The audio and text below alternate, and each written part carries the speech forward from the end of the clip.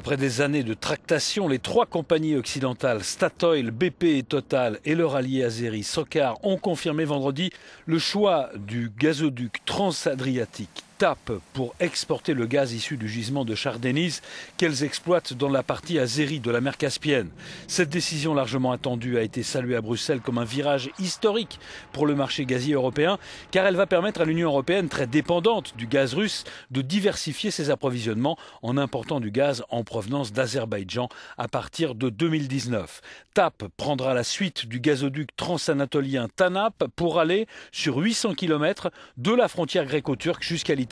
via l'Albanie et l'Adriatique. Le tracé transadriatique a été finalement préféré au projet rival Nabucco desservant les Balkans et l'Europe centrale, un tracé plus long, 1300 km, et donc plus coûteux.